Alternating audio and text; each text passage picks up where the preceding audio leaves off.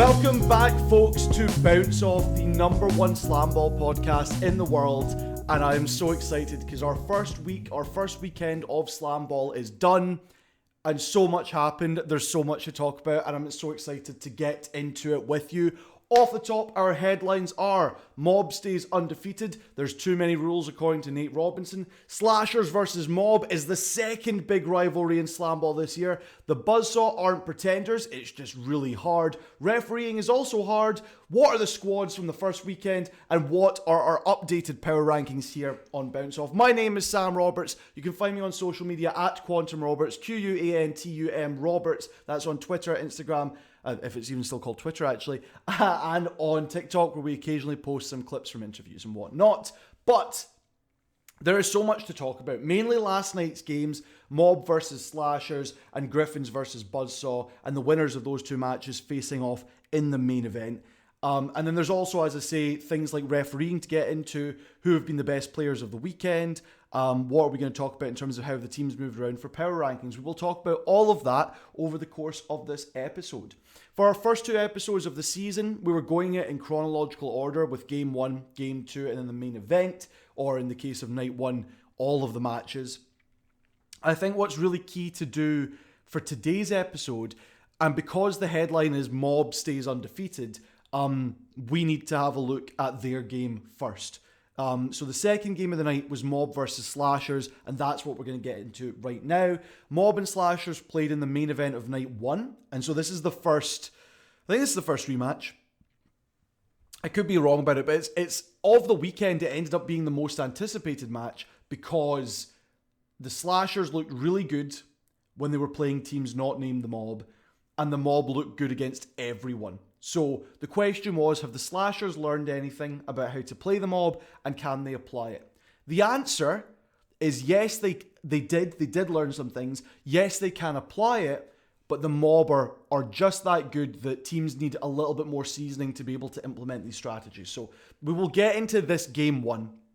The game ended 72-51 in favour of the Mob, which is their second game scoring over 70 points this season, which is more like is already, according to our friend Tony from Odds Jam, seems to be already like a record in SlamBall history, which I'm not entirely sure on that one, but it wouldn't surprise me if it was. This is a really well-coached offensive team. We're going to start talking with the MVP of the weekend, and I don't think anyone would dispute that, the Mob stopper, Gage Smith. He's a very physical player as their main defensive threat, and his strength is positional disruption in the bottom tramp, okay? He's physical, but he's not as big as some other stoppers who use their size as their main defensive, their focus is just to be bigger than whoever's attacking them. He uses positional disruption to stop a team from getting into a comfortable offensive set. That's by timing his jump into his bottom tramp right underneath the basket to perfectly coincide when teams would be making a decision. So they then need to think, right, who's he going to come for? And most of the time, Gage Smith is just there to disrupt their offense. He then bounces back off of the trampoline and resets himself, which means he's always available for whatever sort of decision the offense does make. Sometimes that doesn't go his way. And what the Slashers have found out is that a good way to stop Gage Smith's disruption ability is to play a simple style of SlamBall, okay? Instead of trying to get into the tramps and be fancy and make some good plays and good passes like they were doing with Tony Crosby II, their star player, in the first couple of games of the season, instead the plan was just go at Smith, right? Send whoever it is, whether it's TC2, Tony Crosby II, or Amir Smith, who's their stopper, or Naradane James, Big Double Zero, whoever it is, throw them at Gage Smith fast and direct, just straight at the basket. And that gave them 6 early points and gave them a lead to start the game. The problem is, they then didn't score again for the rest of this quarter. No, that's not true. That's not true at all. Ignore that. I'm thinking ahead to a later game. The strategy works in the sense that Gage Smith is not the most physical, although he can get stops.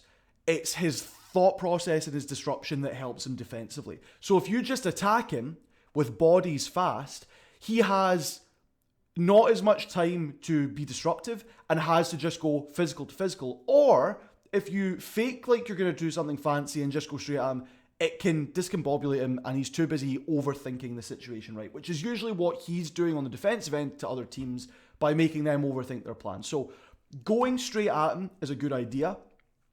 Something that the Slashers also did was they brought up their stopper in Amir Smith and throwing him at Gage Smith. Smith on Smith violence. Which meant you're throwing a big body at him. And again, he's not the biggest guy. He's really good in the air at getting blocks. He's really good at disrupting. But if you throw a big body at him, it's a little bit harder. The problem that you find with that is transition on the other end. And it did bite the Slashers in the backside a couple of times when they would bring up their stopper.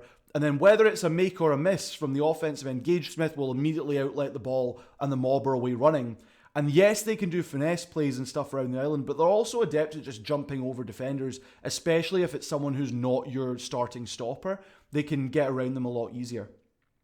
So there are strategies that they are implementing. It is go fast and use size at Gage Smith to disrupt his defense. The thing is, over the course of the game, you find that he is still stopping pretty much everyone but Tony Crosby II consistently. He's getting in their face. And even with TC2, Mighty Might, as Nate Robinson calls him, even with TC2, it's not like he's scoring on Smith every time. It's more of a balanced play, right? He seems to adjust in the second quarter of the game, does Gage Smith, and just realizes, right, they're not running plays, they're running at me, so I've just got to try and block stuff. Either I make it hard for them, and they score, and we're roughing each other up in the air, or I get a block and they don't score at all. So it's either he's either doing really good defensively or he's just making it harder for them. And that's kind of all you can ask for if he's not going to make it impossible for them, which is how he'd been playing in the previous two games. The other thing that the Slashers found, so that's how you solve the defensive issue to an extent.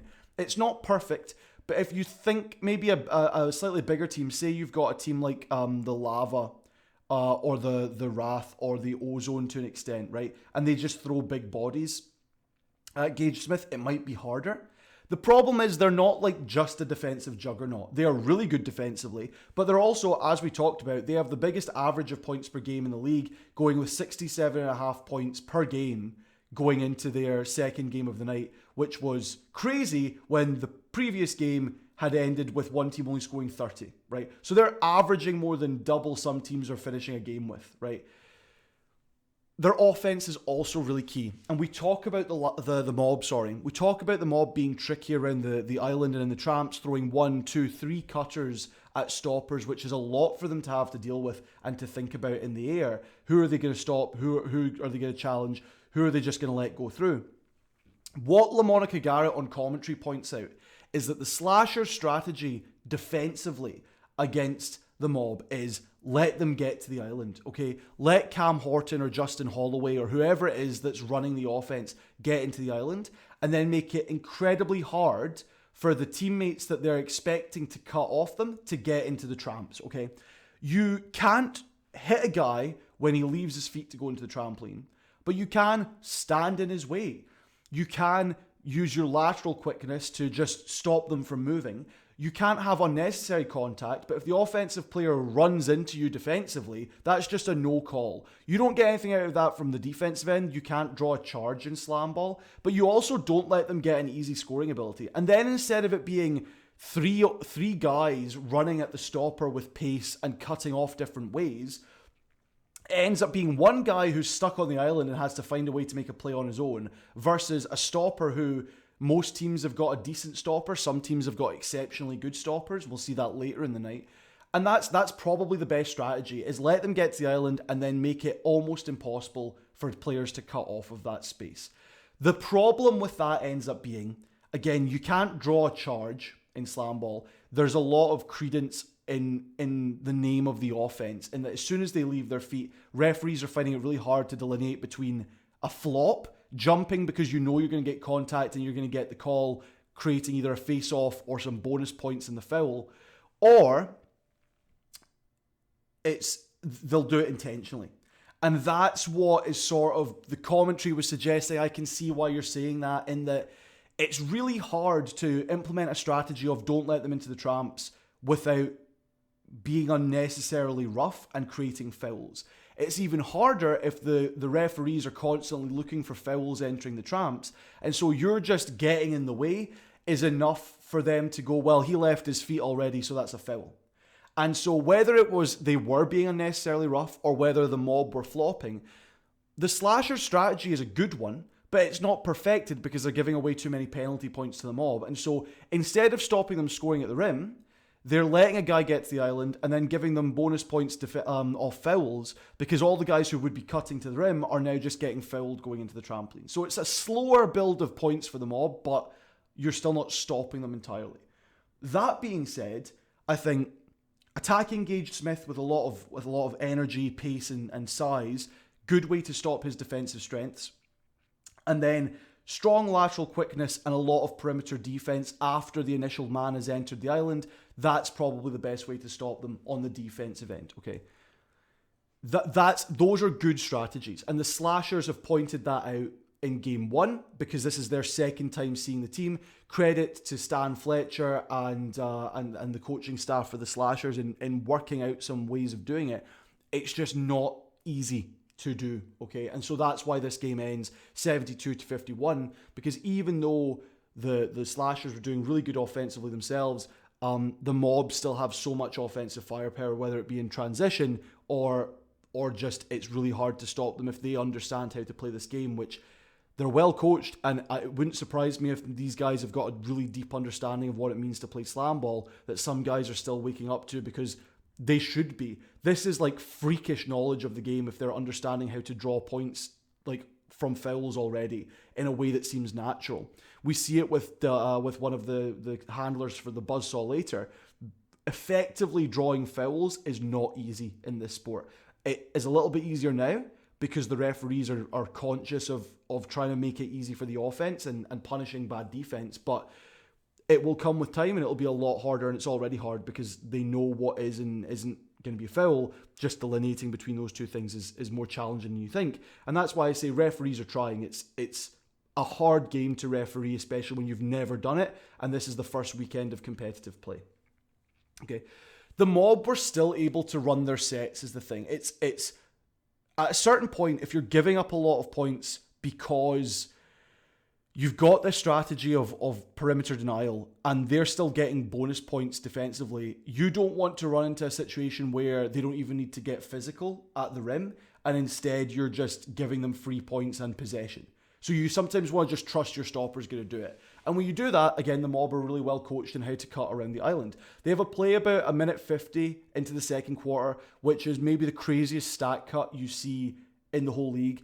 And it's the first time a play has been one of the main, like a definitive play, 3 guys cutting into the tramps around the island, has been one of the top plays of the night from the official SlamBall Twitter account, right? This is such an obviously good bit of SlamBall action that it's impossible for people not to just go, wow, that takes a lot of skill. And it did, and it was impressive, and the Mob can still get where they want to go. Brandon Smith pulls off a beautiful 360 dunk. That's my next sentence. That's just the sentence. You're going to see it on highlights. If you haven't seen it already today, I'm going to be putting highlights up on social media for sure, because I just want people to see that again because it was so good. When the Mob get settled into their offense, it's just so hard to stop. Brandon Simpson was able to run and gun because he's a big guy. That's part of the issue as well. It's not enough to stop the cutting play of the Mob because they've also just got some size and leaping ability with Brandon Simpson and Darius Clark and Cam Horton and Cam Hollins. Like, you look at them and you go, man, they're not that big. And then you look at them jumping, like, wow, they are that tall though. They're flying really far. And it's a mixture of good coaching, unselfish play, and also size and jumping ability. It is really hard to stop. So they started the game actually losing to the Slashers. I do not want to undersell how good the Slashers were in this game. They were up by 1 at the end of the first quarter. But by the end of the second, it had swung to 33-24 in favour of the Mob. Right? They are able to use the whole shot clock in a way that other teams aren't, in that they know what they're supposed to do, and if it doesn't work out, they know what to do instead. They seem so comfortable and cool under pressure that someone's going to make a cut to the rim and they're going to get a pass, that they're making plays with a second left on the clock, on the shot clock. And then you look at other teams in the league, and players are taking jump shots from outside the trampoline with 7 seconds left because they think, wow, we've wasted the shot clock. That's just under half of your shot clock. Why are you shooting so quickly, right? But I understand it because you're like, we need to get points. 7 seconds isn't enough time to run a play. For the mob, they've already ran 2 plays by this point. They're just waiting for a last-ditch cut attempt. And if you're on the defensive end, it can be quite easy to go, they've got a second left, they're not going to do anything. And then all of a sudden they're dunking on you and getting 3 points. So well coached, such a good understanding of the game. It is really hard to do. Crosby II, I talked a lot early on about his facilitating as a slasher player. As the best player on their team from a variety of perspectives, both in getting highlight dunks, but just points in general. I think he's 8th in the league in points thus far this season. But he's also really good at getting into the tramps, and I think could be good at facilitating and distributing the ball. The problem is, the offense that the slashers are running, if they're not just going one-on-one with the stopper at the rim, the offense they're running is so hard to get the timing down on that they are continuously getting called for issues like 2 in the tramp, right? And this is why. The slashers' offense is multiple cuts specifically around the bottom tramp, okay? So you have a guy coming in from the side, maybe it's Tony Crosby II, maybe it's another one of their more skilled passing players. They take a bounce into the tramp, which means they can then go into a second tramp if they want to. You can't have possession of the ball going into 2 consecutive trampolines, but if you dribble the ball off the trampoline and then catch it again, you're fine. And then they go into the bottom tramp. Then as they are in the air going up, another slashers player is cutting, getting into that bottom trampoline while there's no one in it, right? So it's not 2 players in the tramp because one of them's in the air. And then as one's going down, the other is coming up and they have to try and throw an alley-oop pass over an also coming down stopper, catching the ball and dunking it, right? And you see them pull it off and you see other teams pull this off. But with that being your number one strategy, and that's how it looks if you're looking at their specific strategic play outside of just run and gun at the stopper.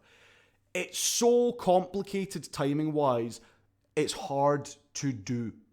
And they've not got it down to an exact science yet, but they are doing it to a degree that you're like, okay, I can see why you're applying to this, because it totally takes a stopper out. Their entire attention needs to be on the guy with the ball, and stoppers can stop this sort of play, but it's a lot harder than other things like, I don't know, just throwing your body at a guy diving at you. So there's an opportunity there, but the timing is tough. And especially as you get later in a game, it's a really exhausting game. TC2 doesn't come off at all. Players like Gage Smith barely come off the floor. If you're one of the better players on your team, and if your team's got injury concerns, like the Wrath, for example, and you're never getting a rest, these more finesse-style strategic plays become harder and harder because timing gets thrown off by exhaustion. And so this will work early on. It might not work later on. But later on, you might be too tired to go for the alternative against the mob, which is just throwing a body at them. So I feel for the slashers here, 51 points against maybe the best defense in the league isn't bad. They did really, really well in this game. TC2 has the best face-off strategy in the league of sort of a slow run-up so that he can then bolt to the basket, and it's really hard for defenders to work out that timing. And Amir Smith is really good at disrupting and blocking the ball defensively. It's just hard when you're going up against the best offensive team, right? Who can do it in the half, or they can do it with quick transition, or they can do it on the fast break. All of it's difficult. What I want to point out is that, why is it 72-51? The game ended 72-47. Anyway, stats are all over the place. The league's getting better, and I'll put in the description for this video a link to the official stats site for the league right now. They are working on something more primary, but right now they're using a third-party system that I actually really like. I think it gives a lot of good information, and I'll link that into the description. It's for public consumption. I'm not giving out anything that's just media-specific. You should be able to see this as a fan base, and you'll be able to see it. What I want to hit on is one of my headlines from the start of this episode is that we talked about, are the Wrath and the Ozone the biggest rivalry in SlamBall after weekend one? They probably still are, but the second rivalry is the Slashers and the Mob. So they've obviously met twice now. The Mob have put up 70 points or close to 70 points on the Slashers both times.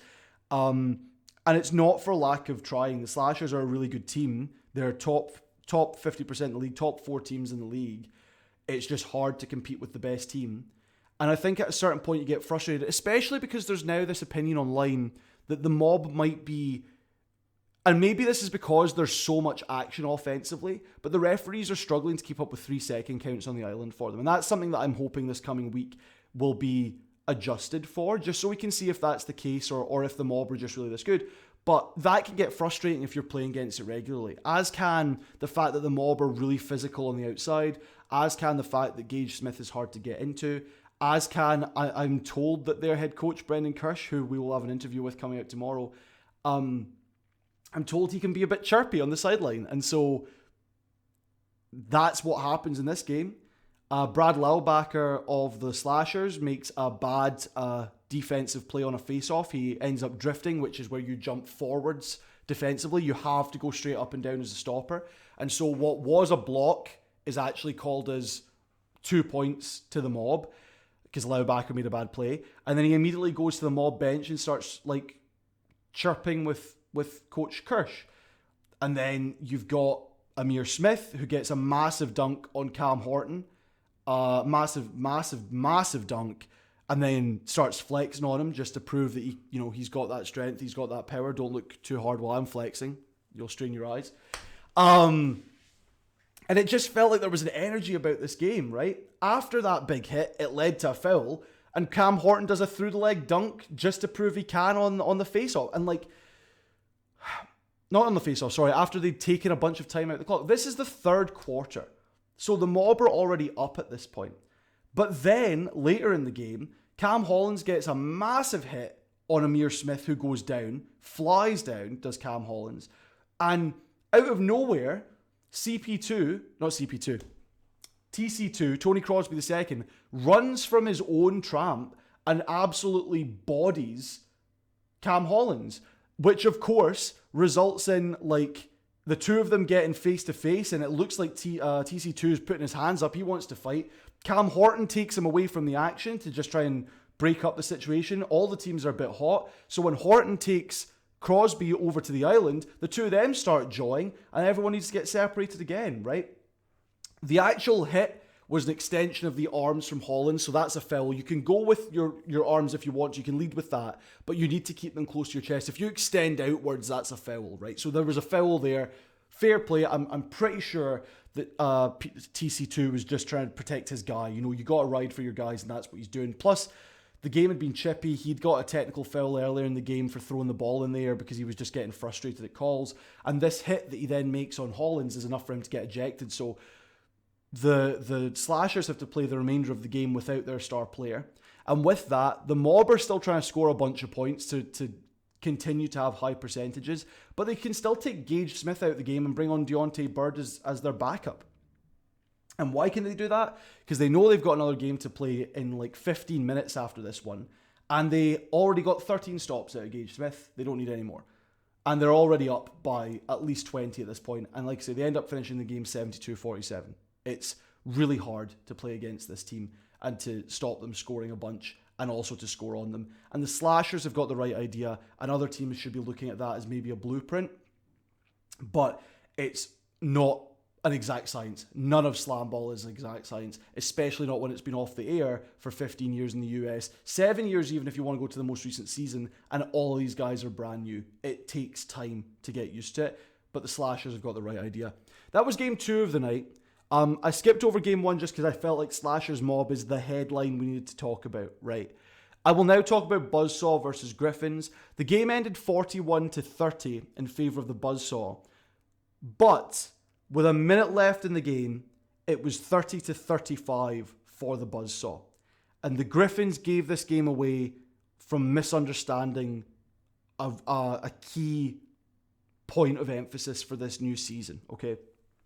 And that was sort of the recipe for the Griffins throughout this game. And for the Buzzsaw, there was a couple of issues from both teams. The Buzzsaw really early in the game had a couple of little technical mistakes, whether it was 3 seconds on the island or too many guys in the tramp. They needed to settle down and get into their offense, and when they did, it looked a lot more comfortable. Deontay Pratt, in particular, was making a number of poor decisions, whether it be on the island or passing, and he has those throughout the night in this game and then in the main event against the Mob.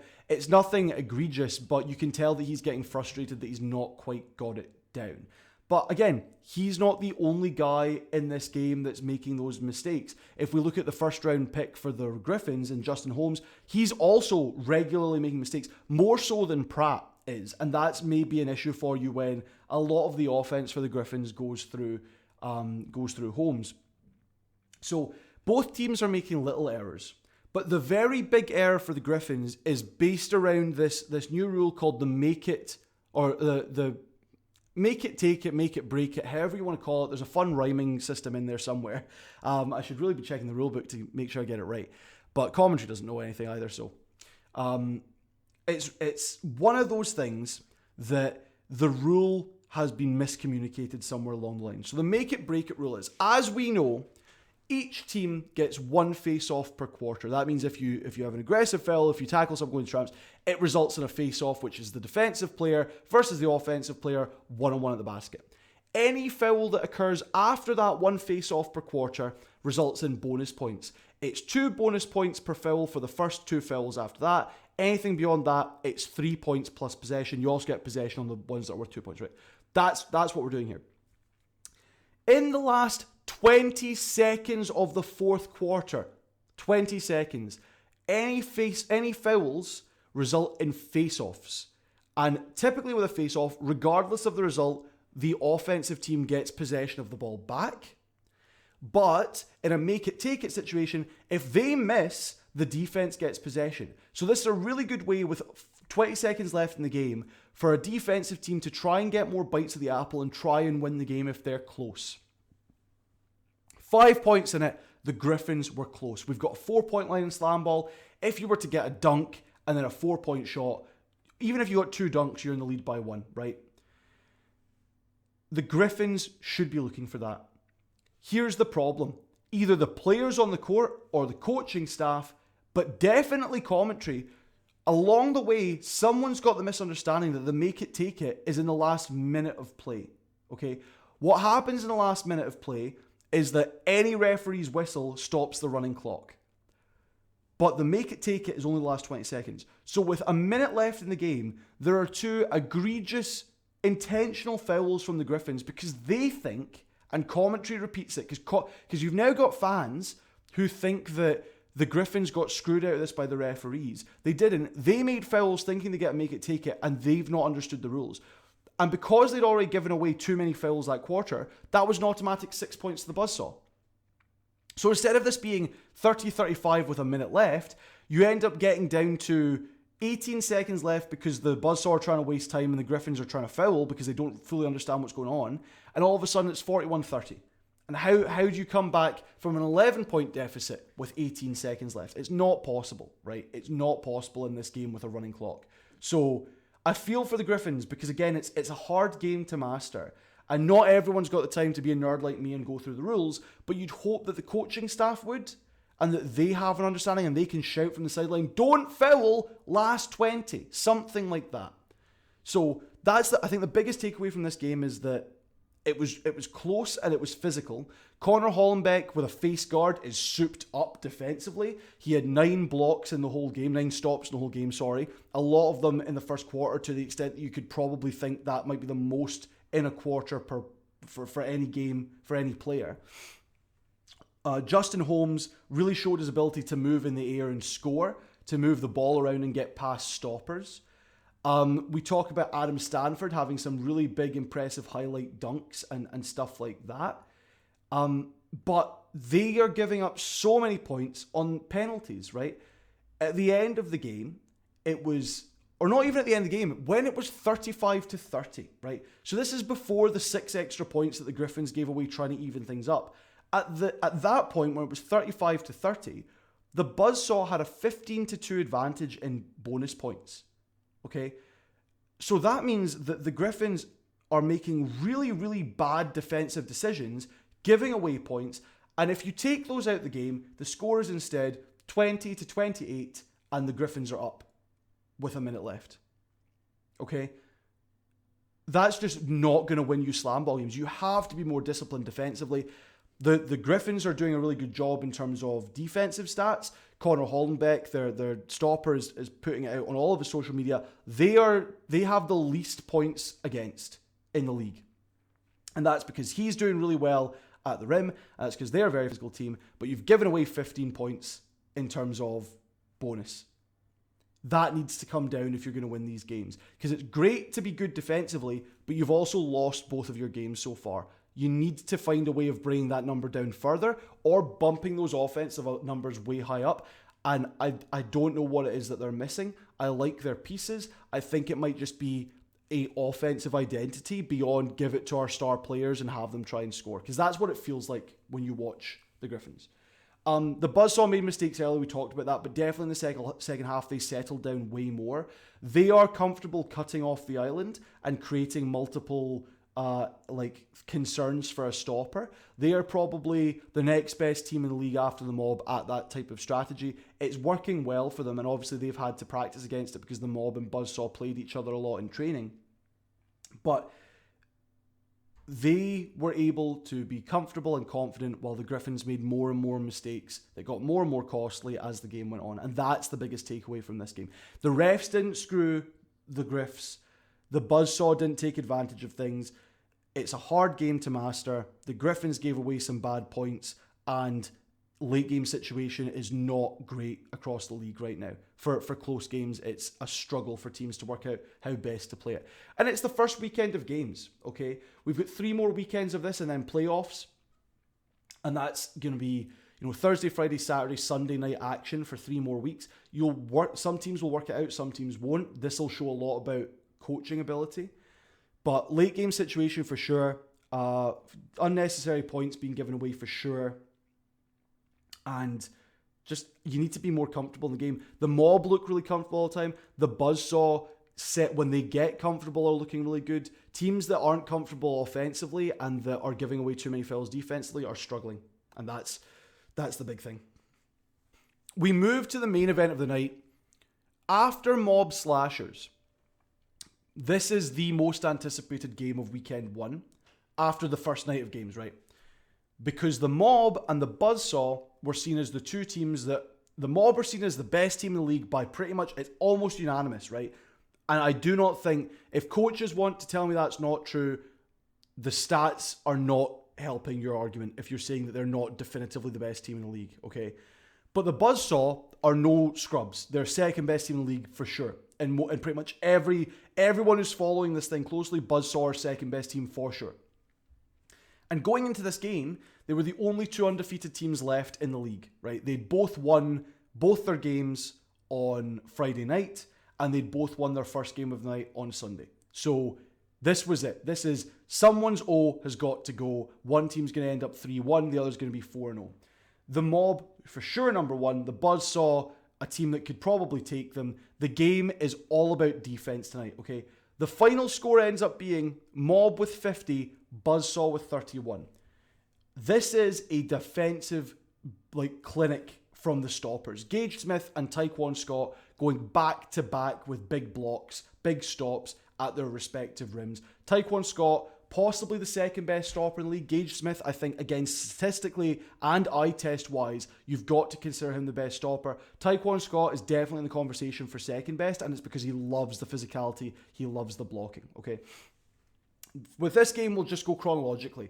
The Mob suffocate the Buzz early on defensively for a first couple of possessions and make them uncomfortable, right?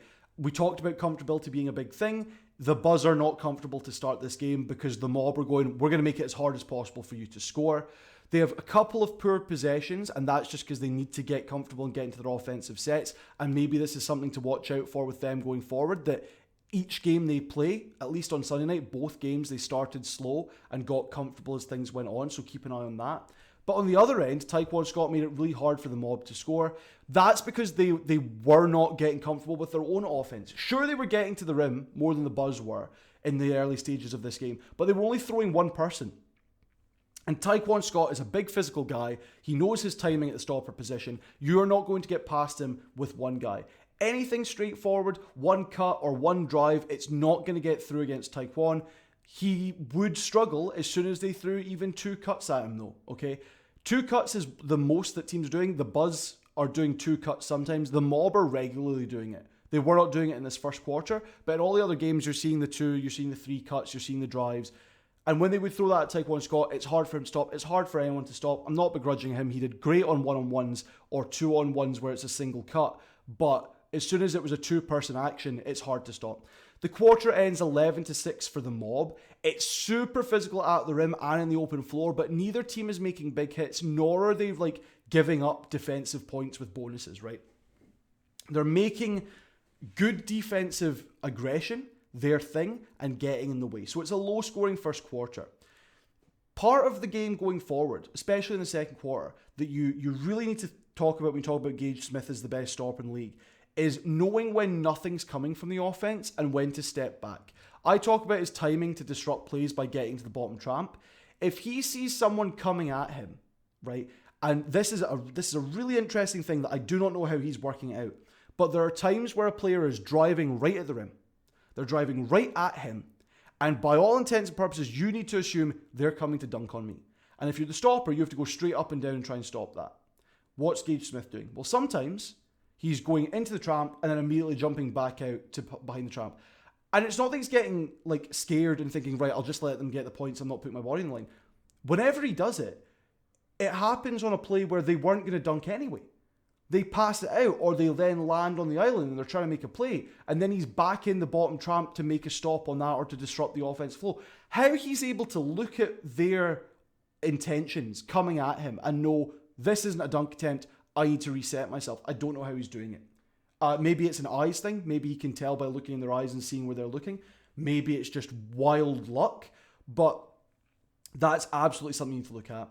The Mob start to fight back again with misdirection at the rim, but they started to incorporate things that they haven't been doing in earlier games. So the early part of misdirection is to send multiple guys into the tramps at the same time so that the stopper has to go, right, there's one guy there and one guy there, one guy there, and they are all cutting towards the basket and then off of each other so that passes can be made in the air.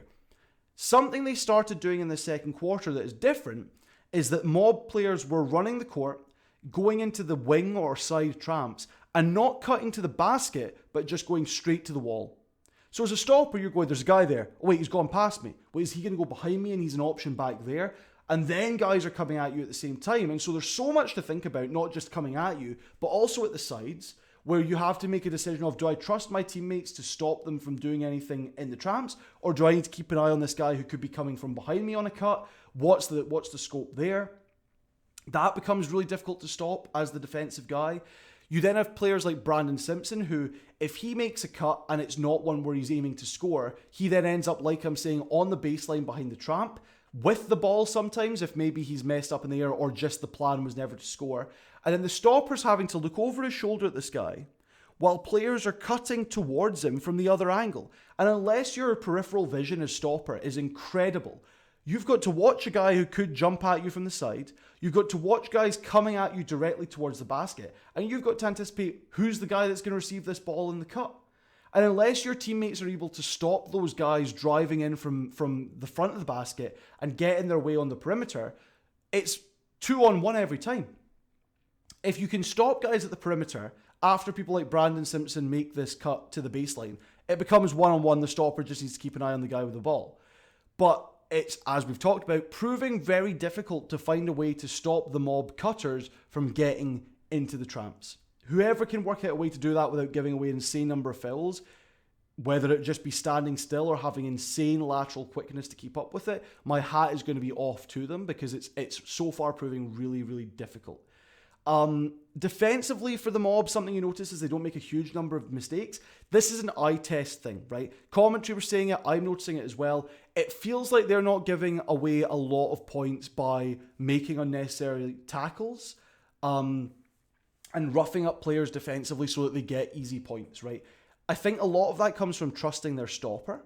But if you look at the stats, they are still giving up 22 violations over the first 4 games, right? So they're averaging just over, they're averaging 5.5 violations per game, right? Which is tied for the most violations total. Just interesting note on that. The Slashers are bottom of the league with 12 violations over 3 games. So that's the least number, and it's 4 per game. I just want to point that out because the Slashers aren't going to get as much love as I think they should do for being as good as they've been and just having to come up against the Mob twice. But I just want to point out. Anyway, 22 violations over the first 4 games for the Mob.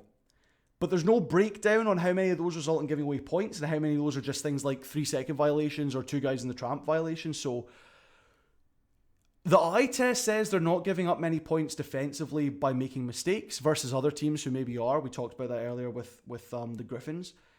And so that's another thing you've got to look at, right? I want to give the Buzz a lot of credit. Again, I think they're the second best team in the league, and that should be with a bullet, and most people are agreeing. And that's because they are the next best team at those cuts off the island. They've got one of the best stoppers in the league at Taekwon Scott, and they are being coached well and what to pay attention to. And ultimately, defensively, they've held the Mob. This is the lowest score the Mob have had. 51 is the lowest score the Mob have had in 4 games. They still won by 21 points, and that's because they are that good. But credit to the Buzz for holding them to their lowest points per game. And that's got to be down to Taekwon Scott in that first quarter holding them to 11 and just the team in general making it a physical game that the Mob have to contend with. A question mark for that stat, the Mob had obviously just done their first ever second game, like the back-to-back situation where if you're in game 2, you've only got a 15-minute turnaround before it's then game 3. So if you're the second team, you don't quite have all of your lungs there. But that's just a little question mark for this thing I'm touting with the Buzz. But yeah, the Mob are just really good. They are really, really good. And you cannot want me to say it. You cannot want fans to be saying it. But the eye test and the stats aren't lying that they are definitely the best team in the league and they are the team to beat now. It's not just about, it's not what have you done for me. It's now what have you done for me lately. Right? It's not about what you've done in the past. It's not about the 3 championships, technically 4 championships that the Mob have in SlamBall's history. It's not about Coach Kirch's pedigree to an extent. It's not about draft order. It's about what have you done for me lately, and what they've done for you lately is average over like 60 points per game when other teams are averaging 30 and having a point differential of over 100 points. Right? That's what's crazy about this team. And that is what is crazy about how they're playing. The Buzzsaw are definitely second. They've got another nice point differential on their own. But it's, yeah, man. It's something to keep an eye on. How our team's going to contend with the Mob. Some teams are nervous about... Some people are nervous about, is this just going to be another domination? I don't think it's going to... They're not going to go undefeated, right? I am calling it right now. There is no way that the Mob are going to go undefeated. Something will happen. We've seen it be very physical for other teams, like the Wrath, who have lost a number of players due to injury. And at some point, that could catch up with the Mob. I'm not wishing that. I'm just saying it's not going to be all Mob everywhere. But they now have the biggest target on their back. And people are coming after the family. That's just facts. And the Buzz and the Slashers have shown you how to do it. Those are the games from last night. Let's talk about a couple of the refereeing concerns that people have, and then we'll get into the weekend's MVPs, the best 4, best 5 players from the weekend. And then we'll do a roundup with the power rankings for the league so far. So refereeing. The biggest thing for me is someone who's watching this like a hawk. You can watch this casually if you want, just enjoy the big hits and stuff and listen to nerds like me explain the minutiae.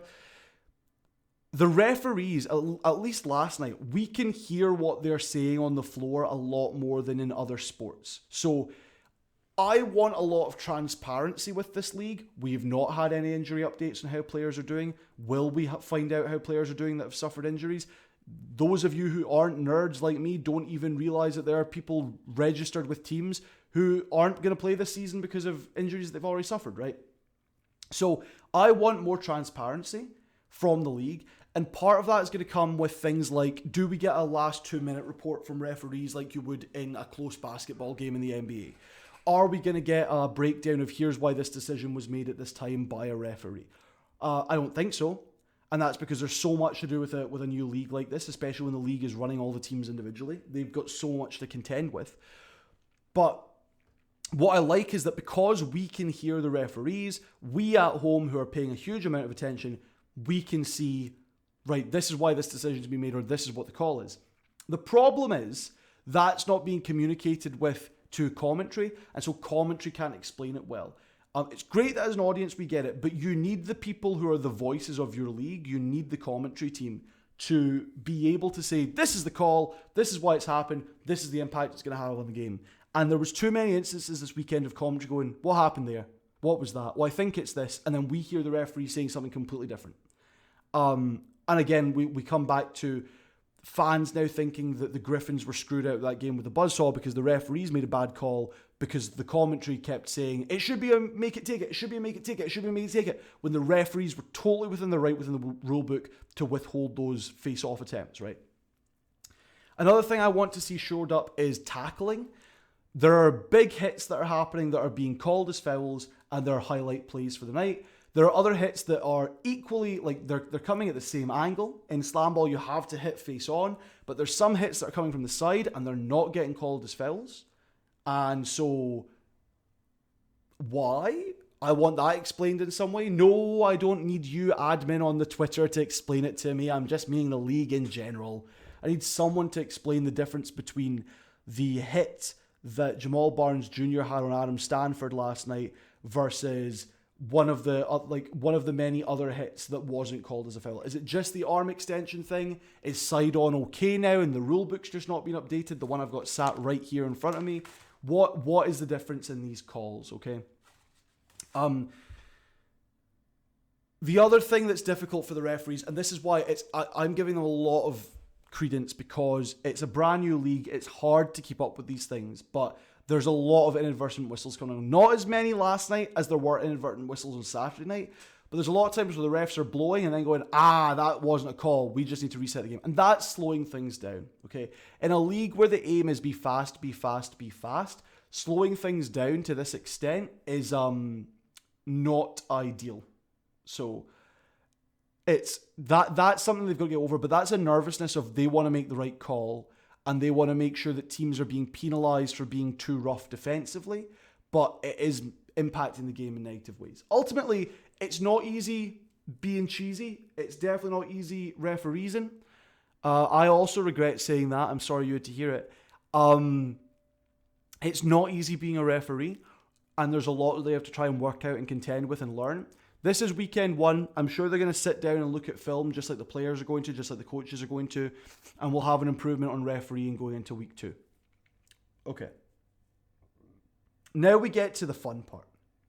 We get to look at the weekend's top 5 players in the form of the week one All-Star 5, however you want to call it, and we like to look at power rankings. We'll start with stopper. And no one's going to be surprised when I say Gage Smith is the MVP of the weekend. People on Twitter are saying it, and they've not even got access to the stats yet. Again, link in the bio for if you want to see the stats. But I'm going to give them to you right now. Eye test, he is everywhere defensively disrupting the play. Eye test, he is the guy who is advancing the ball for fast breaks. Eye test, he is running offensive sets in the half court, right? At least before it gets into the island. And he's scoring a little bit, right? Stats-wise, Gage Smith, the stopper for the Mob, who I think has played, you'd probably be right to say, out of 80 minutes of action for the Mob this weekend, I think he probably played 76 minutes of it, right? So he's doing a lot. He is first in the league in steals from any position with 10 steals over the 4 games, right? So 2.5 steals per game.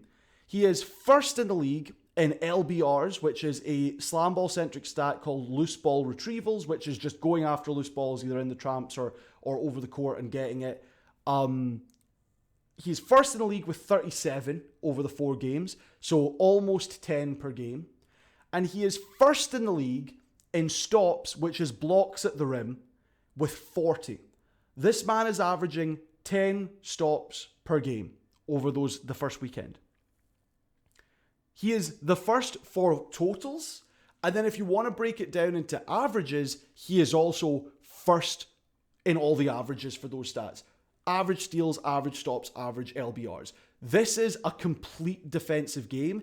Part of it's the disruption I'm talking about, but you're not going to get stopping stats like that unless you're also putting your body on the line. My thing earlier about throw size at him, keep throwing size at him. If I am a completely healthy Wrath team, I'm throwing Christian Grey. I'm throwing Stephen Julian III.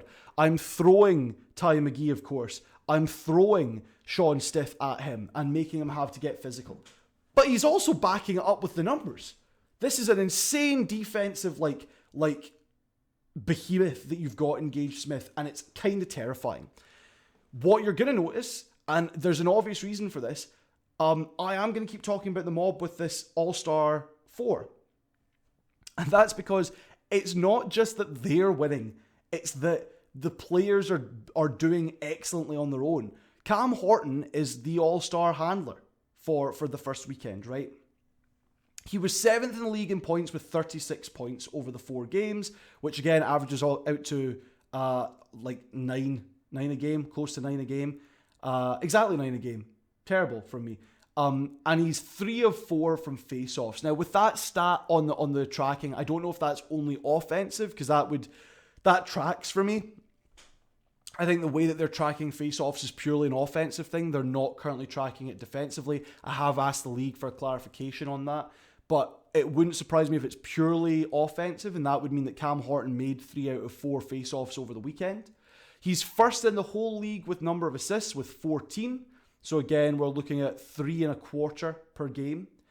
And he's got 12 loose ball retrievals to go along with that, including 5 hits over the 4 games. So that's like hits in the open floor, which a lot of people have got 5 hits, but that ultimately means that he's tied for 3rd in the league right now. Okay, so Cam Horton distributing for the team on offense, first in the league in assists, but doing bits and pieces in terms of scoring, and then contributing defensively for his team on the perimeter as well, and going after loose balls, which he doesn't necessarily need to do because Gage Smith has all of them anyway.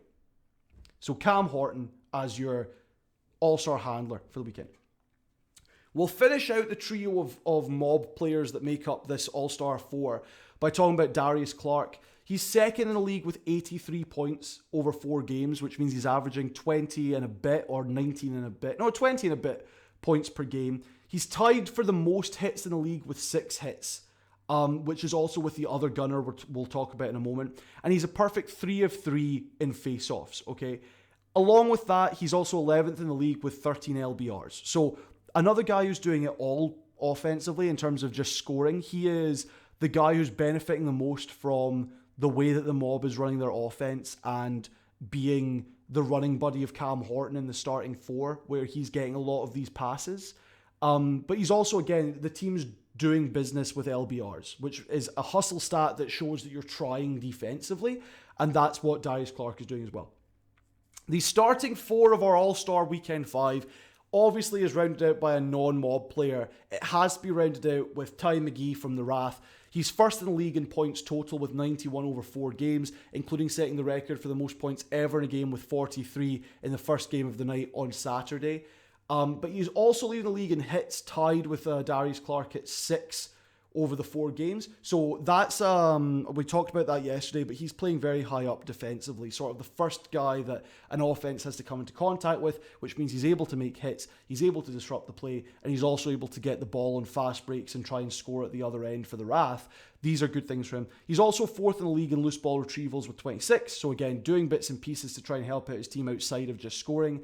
And he's also, unfortunately, tied 1st in the league for turnovers, right? That's with Tony Crosby II of the Slashers and Terrell Howard of the Buzzsaw. He's tied 1st for turnovers. I think that comes with the territory of being the best player on a team that's getting 4 games in a weekend. Turnovers are just going to come, especially if early on, the Wrath strategy wasn't purely let's get McGee and let him score a bunch. and it was more of a mixture, which included him trying to distribute and facilitate for other players, which, as we've talked about previously, the Wrath are struggling with connecting those together, right? So turnovers are going to come with the territory of being the main guy for a team that's getting wins. But all those other stats are just, first in the league in points per game with 8 above the guy in second, most points ever scored in a game for a player, and leading the league in hits with a top 5 in LBR. Really good statistics for Ty McGee outside of just scoring. Your fifth man for the weekend is Tony Crosby II. I'm not sure if this is a great pick for fifth man, but I want to give a shout out to TC2 because he's shot up as like a social media superstar for the team already. He's got an eye test that I really enjoy seeing. Again, his maneuvering around the tramps and being able to get onto the island in a way that can set up things for his teammates and also worry a stopper. He's 8th in points with 34 points on the weekend, which is good, including 4 of 5 in face-off opportunities. And I just think this guy could do so much more if him and his teammates can work out the passing and the distribution from the island, and if he's just allowed to run and gun a little bit more. And if they hadn't come against the Mob twice, who are a suffocating defense and really good offensively as well, right? So Tony Crosby II is the fifth man for the weekend. So your all-star for the first weekend of SlamBall action is Gage Smith at stopper from the Mob, Cam Horton at handler from the Mob, Darius Clark at gunner from the Mob, and Ty McGee with the most points ever in a game from the Wrath at the other gunner position. Your fifth man, Tony Crosby II from the Slashers. In terms of other guys you could consider, obviously a big shout out to the Buzzsaw, who are the second best team in the league. It's just hard based on the best players they have, in my mind, being Tyquan Scott and Jamal Barnes Jr. You cannot get in over the stats that Cam Horton has or the eye test and stats that Gage Smith has, but really good weekend from Tyquan Scott defensively and from Jamal Barnes Jr. in terms of big hits and scoring for the Buzz. Bryce Moraine on the Lava is a top scorer in this league despite only having played 2 games in the weekend. He is not blowing me away in the same way that you'd expect from a number 1 overall pick that's being called the most complete player in the league, but he is giving me confidence that if the Lava can overcome the late game problems that they've been having, that Bryce Moraine is going to be really good. And then Sean Stith from the Wrath, he's clearly the heart and soul of that team, and he's doing a lot on the defensive end as well, keeping them in games where maybe their offense isn't clicking. So those are some potential guys that you want to shout out after weekend 1. That's our All-Star 4 for the weekend. Let's talk about an updated power rankings. Number 1 with a bullet is the Mob. They're 4-0 on the weekend, a perfect weekend for them. They've gone up 6 positions in my personal rankings from preseason. I want to give personal preseason rankings for me a little pinch of salt because we're going off who knows what. We're going off the research I'm doing into these guys' background and the couple of clips we get to see from practice. We don't have all the information. I got told even by Coach Hernando of the Buzzsaw that the Mob are a team to watch out for and that 7 was incredibly low. So them being at first, hopefully I'm giving them the credit they deserve now, okay? Perfectly coached for multiple cutters in and around the island. Even when plays go wrong, they're composed and they find alternatives. 3 of their starting 4 make up the first, second, and 5th most assists in the league, right? Cam Horton is first, Brandon Simpson is second, and Justin Holloway is 5th in the league in assists. So it's sharing the ball. It is not, I win this game for my team. It is, we're all winning together. They're still aggressive enough to put up a good defense on the perimeter. They also obviously have the best stopper in the league after 4 games. Can he keep it up? We'll wait and see. They are a fast break threat. They've got an insane average in terms of points per game. This is where I need to look it up because I totally forgot to do that. But their plus minus is 116. So they have 116 more points that have been scored against them. The next best for that is tied at 30 points for the Buzzsaw and the Wrath. Everyone else is in the minus. And we'll talk about the Buzzsaw and the Wrath momentarily. But plus minus of 116 is just crazy for this team. They're doing really, really well, but you didn't need me to tell you that the Mob are the best team in SlamBall right now. Will the league catch up on the potential 3-second violations that Twitter's calling out? Coach Berkoff, former SlamBall coach on Twitter, is really active when games are on and talking about the league. And he seems to believe that, yes, the Mob are getting away with 3-second violations not getting called. Will refereeing catch up that? We will see. Or is it just a fact that they're that good and it just looks like 3 seconds? We shall see. Second best in the league is the Buzzsaw. They went 3-1 on the weekend. They've gone up 5 spots compared to my preseason rankings. Why are they in this position? Well, they're the second best team at cuts off the island after the mob. That much is clear. They have a couple of different options. Again, Jamal Barnes Jr. is really good at the gunner position. Taekwon Scott is maybe the second best stopper in the league. He's very physical and loves that spot. They have a clear, defined strategy on the offensive end, and they're more than willing to get physical. Coach Planel's, I think, wants... He will say that it's about the experience. I think he wants to win. And being 3-1 and being considered second best when maybe you want to be considered best is going to be enough for him to go, no, we're out to prove something now. We're the ones that are targeting the mob. You had an opportunity. They held the mob to their lowest score of any game thus far. That shows a lot for the Buzzsaw. That's a lot about why they're here. But it's not just how they play against good teams. It's also that they're putting away bad teams, okay? The Wrath are in third place. They won 3 games, lost 1 on the weekend as well. They are exactly where I thought they would be pre-season at third in the league. Definitely one of the best players in Ty McGee in terms of scoring. He just needs to be able to connect with his teammates better in terms of distribution. Generally speaking, gel for the Wrath isn't quite coming together, but you know, we can see where that goes. The biggest concern with the Wrath is, first of all, they don't have a clear offensive strategy outside of give it to Ty McGee and see what you can do. Occasionally get fast breaks with guys like Stephen Julian III, Christian Gray at your gunner. But Christian Gray and Stephen Julian III might both be injured this week. We still haven't been told what happened with Christian Gray. Stephen Julian III went out with a bad knee, haven't been told what happened with him. Stephen Landers is also out for this team. They've already had to dip into the taxi and bring up Ryan Johnson from the taxi squad, which is the selection of players who are part of the SlamBall League but don't belong to a team and are brought in to replace injured players. They've already had to dip into that. If the Wrath can't get healthy, this league is predicated on winning games to get playoff positions. So your goal every night is to win a game. It's not just to coast and put up numbers, it's to win a game. So if you're throwing out Ty McGee and Sean Stith and Ryan Johnson and Darian Slade, who's been a beautiful player to watch when it's mattered for the Wrath, when they've been missing these guys to have him play. If you're throwing out these guys and saying, we need you to play 20 minutes straight, score a bunch, defend a bunch, take on the best players in the other team, and when you win, we then need to try and win the main event matchup for tiebreakers when it comes to playoff time, that's going to be so exhausting to try and keep up with as a team. And if you're not healthy enough to keep up with that, they're going to get burnt out very fast. Fourth place is the Slashers, one of the best players in the league with TC2 and Tony Crosby the second. That's an eye test thing, that's a social media thing, that's 8th in the league in scoring and should be getting a lot more distribution thing. Good coaching in terms of challenging the mob, right? Stanley Fletcher and his coaching staff have seen an issue, they've tried to address the issue, they've come up with ideas. That fills me with confidence. They've not perfected it, but they're looking at their opposition, they're going, what can we do to make it harder for them? And they're coming up with ideas. So the Slashers, I have faith. It's just not easy when you come up against the best team in the league twice in the season. So that's why they are 1-2 in games.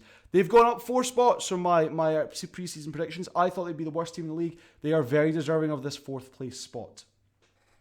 The Lava, I've got at 5th in the league. That is 4 spots lower than I thought they would be preseason. They had 2 games. They've lost 2 games on the season. Now, you might be asking me, why are they above the Ozone who are at 6th? Well, yes, they've lost 2 games. But both of those games came down to the wire and they end up losing by about 4 points. Okay, if we look at the point differential for the Lava, they are 4th in the league in point differential. They're the only team without a, so they're the top half of teams in terms of point differential. Yes, they've got a minus, but it's the only single digit minus in the league, right? They have lost 2 games by a combined 8 points over those 2 games. If things swung a little bit differently, if they could work out their offensive sets a little bit differently, the Lava could very well have won both of those games, and then we would be singing a very different tune. They might have gone 2-2. They might be the first 500 team in the league, but 0-2 is testament to the fact that they should be better than 0-2. Bryce Marine scores easily. Faisal Shafat is in the contention for second best stopper in the league, but we've just not been exposed to him that much. The team just needs better late game situation decision making and coaching and more of an offensive identity. I mentioned the Ozone there. They are 6th. That is 4 spots lower than I thought they would be. They went 1-2 on the weekend, so they did win a game. So they should go above the other two teams below them. Again, if you want to argue they're above the Lava, I won't begrudge that, but the Lava played better games and they're more focused. And that's the biggest thing you can say about the Ozone. They don't seem focused. Their display at the end of the game in night 2 against the Wrath was a shame. That they had their coach ejected and then didn't have the foresight to go, we need to win this game for our coach. And instead they were talking and bragging and getting in the faces of the opposition, who were missing 3 of their starters, and Darian Slade and Sean Stith managed to beat them by double digits. Because they went, we're going to win this game. We're not going to taunt, we're not going to dance, we're not going to laugh in your face until we've won this game, and then we can dance. And that's the difference, is the attitude. Keenan Love, like beyond expectations at stopper. Really good at stopper. Vince Bauman is your second stopper. I'm not high on him, but he's not bad either. This is probably the best stopper depth in the league. The fact that I'm not crazy about the fact that they keep switching stopper every quarter, but the fact that they feel comfortable making that decision when other teams are playing their starting stopper the whole game is a good sign for the Ozone. So that's good. Maybe that's the reason you put them above the Lava. But I don't like their attitude. And I don't like that Brian Bell Anderson's been touted to me from other players and in media and stuff like this as one of the best players in the league, and he's not even top 10 in scoring. He's giving away points on the defensive end. And your first round pick can't be a plus minus negative for you, okay? I don't think the league tracks plus minus. They don't. But if I go to violations and sort by most, I would be doing him a disservice there. He's not doing too bad in terms of... He's actually doing very well compared to the rest of his team in terms of violations, but his total number of points over 2 games is 6. He scored 6 points in 2 games from your first round pick, right? That's not good enough. Am I sitting here saying I would do better? No, I'm not. But I am sitting here as someone who's watched every game and done research and is trying to be the best at what I'm doing. And I want you to be the best at what you're doing, BBA, and I've yet to see it. So show me up this weekend, Brian Bell Anderson, but right now your team's attitude stinks and you're not doing enough for your team. The Griffins are in 7th. That's 3 spots lower than I thought they would be. Poor understanding of the rules is damaging them. Damaged them last night. But also a lot of fouls are damaging them. Giving away points that don't need to be given away is damaging them, and that's unfortunate. I like Hollenbeck at stopper. They're not letting in many points. The smallest number of points scored against them in the league. They've only allowed... they don't have this on the... Oh, no, that's not true, sorry. Apologies for me having to take forever. No, they don't have this on the stats. It's on the site, though. Their plus minus is like minus 16. So they've lost by a combined 16 points in the 2 games they've played. But that's because they're just not scoring enough. They're doing really well defensively. They're just not scoring enough. And that's partly due to Hollenbeck. Scoring should come from Justin Holmes, who's crafty in the air, and Flash Stanford, who's just a brute force at the rim with speed. But why that's not translating into points, I can't tell you. Maybe it's just they need to have a stronger offensive identity like the Wrath do, like the Slashers do and the Mob do and the Buzz do. Maybe they just need that. The Rumble are bottom of the league, 0-2, -3. I think most people watching were expecting more from them with their pedigree and their team history, and most people have been disillusioned by the start. They've lost Bakari Copeland, potentially to injury. No explanation of where he's gone. That's a big concern for Game 2. Tippins Hill's been really nice for them as the focal point for the offense. It's great. But they've not really shown anything to get excited about. They're probably best in the league at rebounds. If I go to... Is there a combined LBR stat? There is not a combined LBRs stat. Oh, no, there is. Sorry.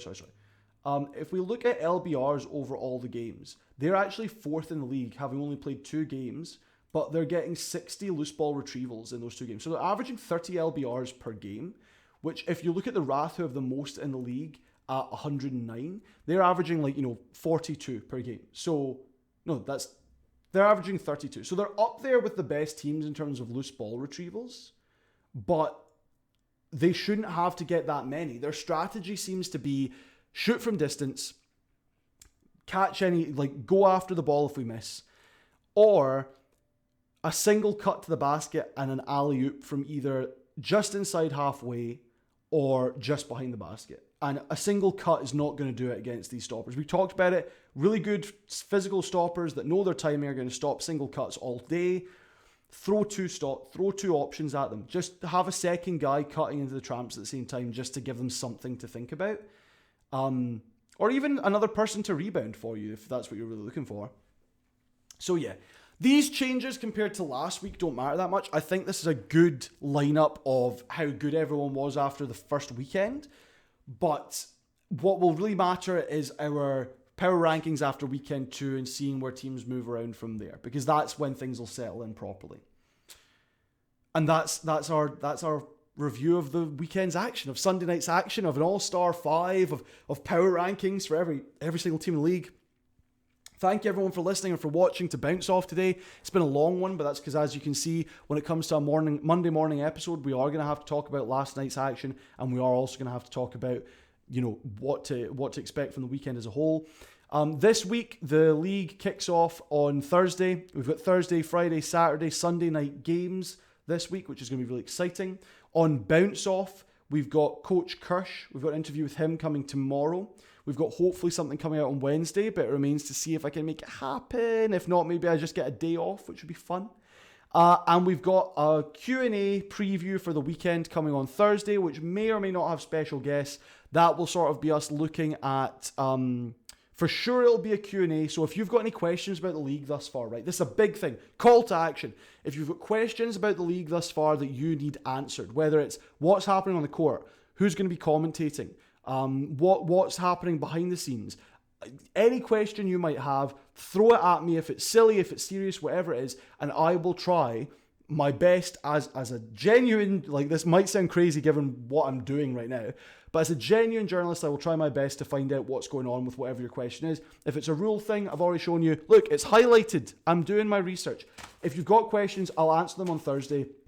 I might have special guests that can also give you their insight on what's going on, and they might, if I manage to get these guests on, they'll give us insight into what it's like in Vegas as well. Because I'm all the way over here in Glasgow, Scotland. It's beautiful over here, but there's no SlamBall live in front of me. So that's the slight difference for my eye test compared to others. So that's what's the bounce off schedule for the week. And then obviously we'll have next day reactions to the Thursday night action, Friday night action, Saturday night action, Sunday night action, with next Monday being more of the same from what we've had today. Go to the link in my description for the stats that we were talking about earlier. Follow my personal Twitter at Quantum Roberts, QUANTUM Roberts on everything. And also go to the link in my description for a wonderful Discord that was set up by Lone Ranger on Twitter. It is originally all about talking about the Big Three basketball league, but they are now starting to talk about SlamBall. So if you want friends that you can talk to about SlamBall, you can dissect this information, that you can get reactions to what's going on, join that Discord, get involved with them, tell them I sent you, but you'll also see me around talking about the games and giving some insight. So thank you so much for watching Bounce Off, for listening to Bounce Off. Give us some reviews, give me your comments down below, give me your questions for Thursday's recording. Have a beautiful day, everyone. SlamBall is back in our lives. It might not be here for a long time, but so far it's here for a good time, and I'm really excited. Shout out to the admin on Twitter. You're doing the most and I love it. Have a beautiful day, everyone.